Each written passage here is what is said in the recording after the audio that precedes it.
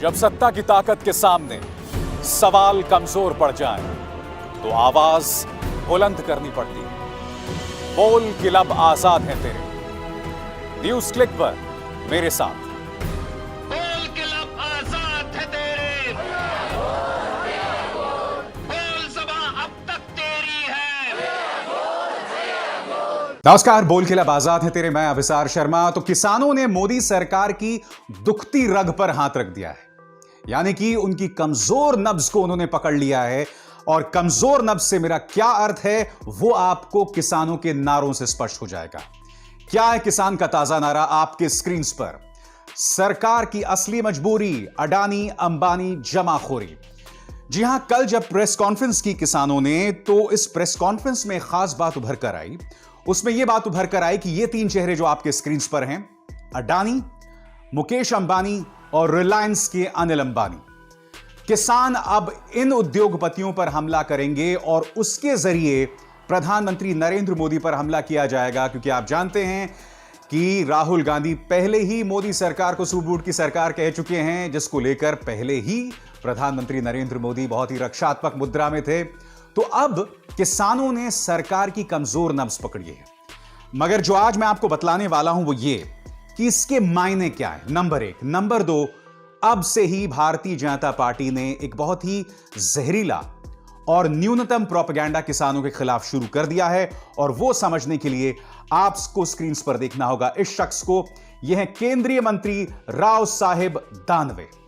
इन्होंने बुधवार को क्या बयान दिया वो गौर करने लायक है। आपके स्क्रीन पर केंद्रीय मंत्री राव साहेब दानवे ने बुधवार को दावा किया कि 3 नए कृषि कानूनों को वापस लिए जाने की मांग को लेकर जारी किसान विरोध प्रदर्शनों के पीछे चीन और पाकिस्तान का हाथ है। यानी कि भारतीय जनता पार्टी ने अपने उसी चिर परिचित तुरुप के पत्ते को फेंक दिया है, चीन और पाकिस्तान। यानी कि किसानों को बदनाम करने का एक नया शिगुफा औपचारिक तौर पर, क्योंकि ये शख्स जो हैं वो मंत्री हैं, केंद्र सरकार में मंत्री हैं और वो इस तरह की बातें कह रहे हैं। इसके अलावा इन्होंने क्या किया, इस पर गौर कीजिएगा। उन्होंने यह भी आरोप लगाया कि संशोधित नागरिकता अधिनियम CAA और NRC को लेकर पहले मुसलमानों को गुमराह किया गया था, लेकिन यह प्रयास सफल नहीं हुए। उन्होंने कहा कि अब किसानों को बताया जा रहा है कि नए कानूनों के कारण उन्हें नुकसान होगा। दानवे ने महाराष्ट्र के जालना जिले के बदनापुर तालुका में कोल्टे तकली स्थित एक स्वास्थ्य केंद्र के उद्घाटन के दौरान यह बात कही। यानी कि किसान गुमराह, मुसलमान गुमराह। और आप जानते हैं ये इस सरकार का एक चिरपरिचित अंदाज रहा है। आपके स्क्रीन पर त्वरित अंदाज में आपको बतलाऊंगा कि हर कोई गुमराह है जो कि बीजेपी के खिलाफ जो है स्टैंड लेता है। मसलन जब नोटबंदी को लेकर बात आई थी, जिसके चलते पूरे देश की अर्थव्यवस्था की ऐसी तैसी हो गई, उसको लेकर क्या कहा था प्रधानमंत्री ने कि विपक्ष जो है वो लोगों को गुमराह कर रहा है। GST को लेकर आपके स्क्रीन पर विपक्ष जो है लोगों को गुमराह कर रहा है। नागरिकता बिल पर, CAA पर, यहां पर गुमराह किया जा रहा है मुसलमानों को। बात यहां नहीं रुकती, और 1 रैंक 1 पेंशन पर विपक्ष सेना को गुमराह कर रहा है। अरे भाई, पूरा प्रोपेगेंडा तंत्र आपके साथ है, बावजूद इसके किसान गुमराह हो रहा है। 24 घंटे न्यूज चैनल्स में विपक्ष को गाली दी जाती है, उन्हें एंटी नेशनल बताया जाता है, और आप जो हैं राष्ट्रवादी हैं। बावजूद इसके गुमराह जो है वो किसानों को विपक्ष कर रहा है। इसका मतलब मीडिया ने जो आपको इतने बड़े आसमान तक पहुंचा दिया, इस तमाम मेहनत के बावजूद, इस सुपारी के बावजूद किसानों पर को आप पर एतबार नहीं है। इसका मतलब यह हुआ कि आपके कामकाज में कहीं ना कहीं कमी है। मगर कार्यक्रम की शुरुआत में मैंने आपको बताया कि वजह क्या है, आखिर वजह क्या है कि इन 3 चेहरों को निशाना बनाया जा रहा है, अडानी, मुकेश अंबानी और अनिल अंबानी। मैंने कहा कि कहीं ना कहीं किसान ने सरकार की कमजोर नब्ज को पकड़ लिया है। और क्यों, मैं आपको बतलाता हूं एक एक करके। सबसे पहले हम बात करना चाहेंगे मुकेश अंबानी की, और उसके लिए हाल ही में छपी द वायर की इस report, Rohini Singh the wire की इस रिपोर्ट पर आपको गौर करना पड़ेगा। रिपोर्ट क्या कहती है आपकी स्क्रीन पर? पीटर मुखर्जी ने एनफोर्समेंट डायरेक्टोरेट यानी प्रवर्तन निदेशालय को बताया था मुकेश अंबानी परिवार के पास था INS आईएनएक्स मीडिया का स्वामित्व। यह खबर क्या है, मैं आपको पढ़ के सुनाना चाहता हूं। साल 2018 में ईडी को दिए गए एक चौंकाने वाले बयान में आईएनएक्स मामले के मुख्य आरोपी और पूर्व टीवी एग्जीक्यूटिव पीटर मुखर्जी ने दावा किया कि घूसखोरी कांड के केंद्र में रही आईएनएक्स मीडिया का स्वामित्व मुकेश अंबानी और उनके परिवार और दोस्तों के पास है। मुखर्जी उस मामले में आरोपी हैं जिसमें पूर्व वित्त मंत्री और कांग्रेस के वरिष्ठ नेता पी चिदंबरम और उनके बेटे कार्ति पीटर और उनकी पत्नी इंद्राणी मुखर्जी द्वारा दिए गए बयानों के आधार पर जेल भेजे गए हैं। पीटर ने ईडी को यह भी बताया कि अंबानी चिदंबरम और उनके बेटे के साथ सीधे संपर्क में थे और उनकी रिलायंस के साथ उनकी दैनिक सौदेबाजी और उनके एग्जीक्यूटिव के द्वारा हुआ करती थी। यानी कि प्रवर्तन निदेशालय ने क्या कहा कि चिदंबरम ने रिश्वत ली। अब पीटर मुखर्जी, वायर की इस रिपोर्ट के मुताबिक पीटर मुखर्जी यह भी कह रहे हैं कि चिदंबरम का लगातार संपर्क बना हुआ था मुकेश अंबानी के साथ। तो सवाल यहां पर यह है कि अगर रिश्वत लेना गुनाह है तो क्या देना गुनाह नहीं है? या फिर 2014 के बाद मायने ही बदल गए रिश्वत लेने देने के? यह बात किसी और ने नहीं, वायर की इस रिपोर्ट के मुताबिक पीटर मुखर्जी ने ईडी को दिए थे। तो ईडी ने आखिर मुकेश अंबानी साहब को क्यों नहीं बुलाया? और यही इस बात का प्रमाण है कि मुकेश अंबानी का रुतबा जो है वो बहुत ऊंचा है। और यही नहीं, साल 2019 की फोर्ब्स की रिपोर्ट आपके स्क्रीन पर दोस्तों। फोर्ब्स के मुताबिक मुकेश अंबानी की नेट वर्थ 51.4 अरब डॉलर यानी 3.7 लाख करोड़ रुपया।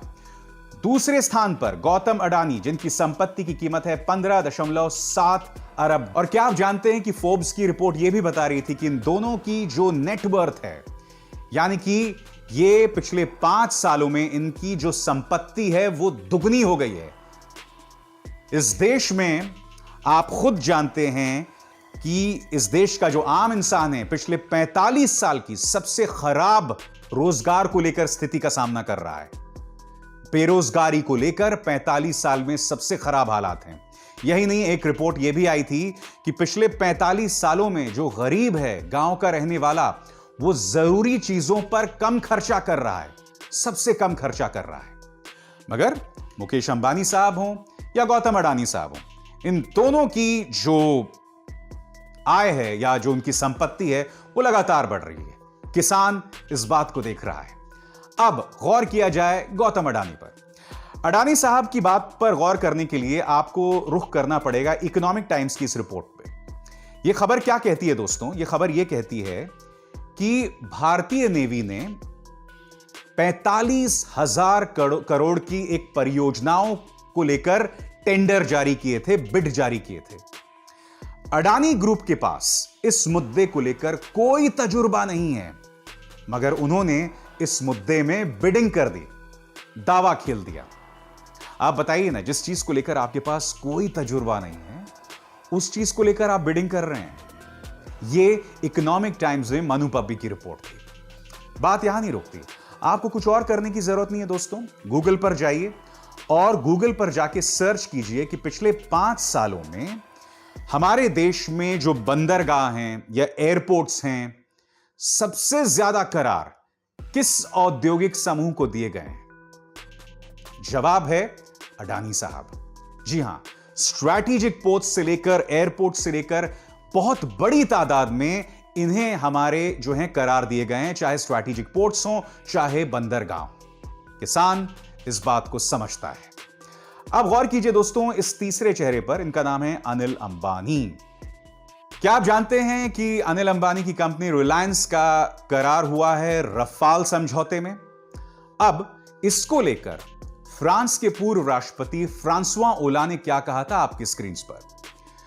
फ्रांस के पूर्व राष्ट्रपति फ्रांसुआ ओलांद ने कहा था कि जिस फ्रांसीसी कंपनी डासॉ का करार हुआ था भारत सरकार के साथ, उसे अपनी पार्टनर चुनने की आजादी नहीं थी और उस पर दबाव बनाया गया था कि वो अनिल अंबानी की कंपनी को चुने। यही नहीं, डासो ने अनिल अंबानी की एक इनएक्टिव फर्म में शेयर्स खरीदे, जिसके चलते उसे 284 करोड़ का फायदा हुआ था। फ्रांसुआ ओलांद के मुताबिक, जो उन्होंने मीडिया पार्ट को इंटरव्यू दिया था, फ्रांसुआ ओलांद के मुताबिक आजादी नहीं थी उनके पास डासो के पास आजादी नहीं थी कि वो भारत में अपने साझेदार, अपने पार्टनर को खुद चुन सके। अब आपको बात समझ आई कि किसान इन तीन चेहरों को क्यों हमला कर रहा है? क्योंकि पिछले 5 सालों में इन तीन ताकतवर उद्योगपतियों पर एक तरह से कहा जा सकता है कि मोदी सरकार की पूरी छत्र छाया है। जी हां, पूरी छत्र छाया, और इस बात को हम इनकार नहीं कर सकते। यही वजह है दोस्तों, वो ये नारा लगा रहा है जो इस वक्त आपके स्क्रीन पर है, सरकार की असली मजबूरी, अडानी अंबानी जमाखोरी। और अब मैं जानता हूं आपके जहन में सवाल होगा कि इस मुद्दे का राजनीतिक नुकसान मोदी सरकार को होगा या नहीं होगा। देखिए, आपको याद होगा कि जब शाहीन बाग आंदोलन हुआ था नागरिकता बिल को लेकर, तो सरकार ने आंदोलनकारियों से संवाद तक नहीं किया था। क्यों संवाद नहीं किया था? क्योंकि बीजेपी को मुसलमान वोट्स की बिल्कुल भी परवाह नहीं है। ठीक है, उसे लगता है कि मुसलमानों को जितना निशाना बनाया जाए उसे उतना ही फायदा वोट के मामले में होगा। मगर आप जानते हैं कि किसानों से सरकार लगातार बातचीत कर रही है। अब ये किसान क्या करने जा रहा है? वो तमाम मुख्यालयों में भारतीय जनता पार्टी के जो मुख्यालय हैं, तमाम जिलों में भारतीय जनता पार्टी के जो मुख्यालय है, उसे घेरने जा रहा है, उसकी घेराबंदी करेगा। और यह अपने आप में बीजेपी के लिए कोई सुखद खबर नहीं है। दिल्ली जयपुर, दिल्ली आगरा के हाईवे को भी ब्लॉक किया जाएगा। इसका नुकसान क्या होगा?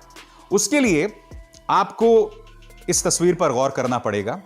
कल राहुल गांधी और सीताराम येचुरी, या कहा जाए कांग्रेस, वामपंथी दल और विपक्ष के कई दल राष्ट्रपति से मिलने गए।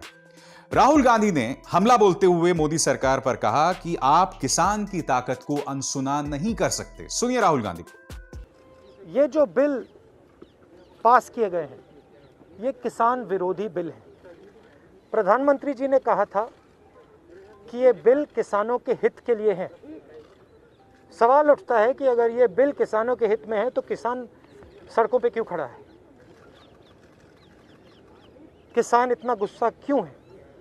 क्योंकि इन बिलों का लक्ष्य प्रधानमंत्री जी के मित्रों को हिंदुस्तान का जो एग्रीकल्चरल सिस्टम है वो पकड़ाने का है, और किसान इस बात को बहुत अच्छी तरह समझ गया है। किसान की शक्ति के सामने कोई नहीं खड़ा हो सकता है, और सरकार को गलतफहमी में नहीं होना चाहिए। सरकार को ये नहीं सोचना चाहिए कि किसान हट जाएंगे, डर जाएंगे। किसान, हिंदुस्तान का किसान डरेगा नहीं, हटेगा नहीं, जब तक ये बिल रद्द नहीं कर दिया जाए। सरकार को गलतफहमी में नहीं होना चाहिए। अब आपके जहन में सवाल यह होगा कि विपक्ष लामबंद हो रहा है, किसान सड़क पर है, इसका फायदा होगा या नुकसान होगा?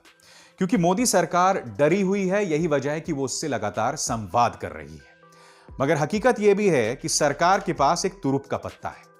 जब भी कोई उसके खिलाफ प्रदर्शन करता है तो उसे देशद्रोही बता देना, क्योंकि चाहे जेएनयू हो, चाहे छात्र हो, चाहे नागरिकता बिल हो, इनके पास एक ही तुरुप का पत्ता है कि भाई सामने वाले को देशद्रोही बता दो, एंटी नेशनल बता दो, पाकिस्तानी बता दो। और यही कोशिश किसानों के साथ की गई, यह कहकर कि इसके पीछे खालिस्तान है, ये खालिस्तान के मोहरे बन गए हैं, और इसमें इन्हें साथ किसी और का नहीं बल्कि मुख्यधारा की मीडिया का मिला था।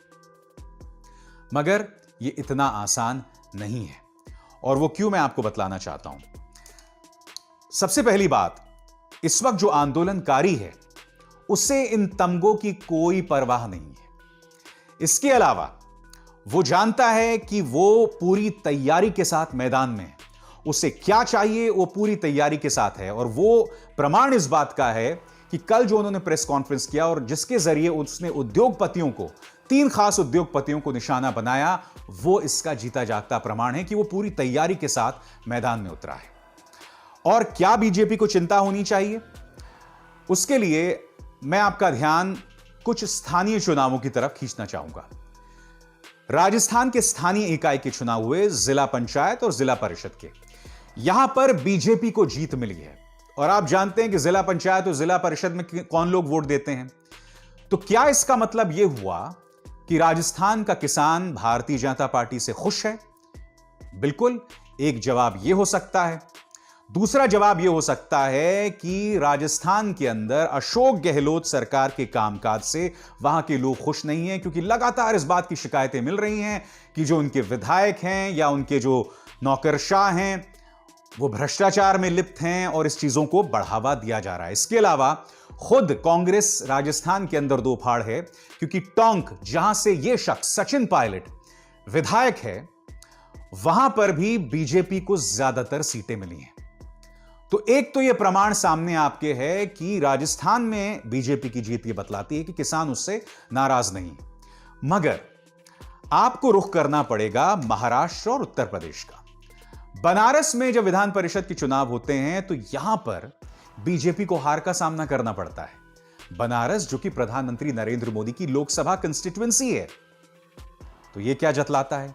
फिर हम रुख करते हैं महाराष्ट्र का, वो नागपुर जहां के स्थानीय चुनावों में पिछले 10 सालों से बीजेपी को कोई हिला नहीं सका था। वो नागपुर जो कि आरएसएस का गढ़ है, वो नागपुर जहां से नितिन गडकरी सांसद हैं, वो नागपुर जो कि गृह क्षेत्र है देवेंद्र फडणवीस का, वहां पर उन्हें स्नातक और टीचर्स चुनावों में हार का सामना करना पड़ा। जी हां, 6 में से 5 सीटें जो हैं वो अघाड़ी यानी कि जो गठबंधन है इस वक्त उन्हें मिली। यह क्या बतलाता है। तो ये तमाम अपने आप में प्रमाण हैं कि इस वक्त हम इस नतीजे पर नहीं पहुंच सकते कि इसका फायदा या नुकसान मोदी सरकार को मिलेगा या नहीं मिलेगा। यही नहीं, जैसे मैंने कहा ना, यह सरकार किसी भी हद तक जा सकती है वोट हासिल करने के लिए, और इसकी कोशिश भी इन्होंने की किसान आंदोलन से पहले उन्हें बदनाम करके, मगर वो शिगुफा काम नहीं आया। और यही वजह है कि इन्हें इस मुद्दे पर संवाद का रास्ता अपनाना पड़ा।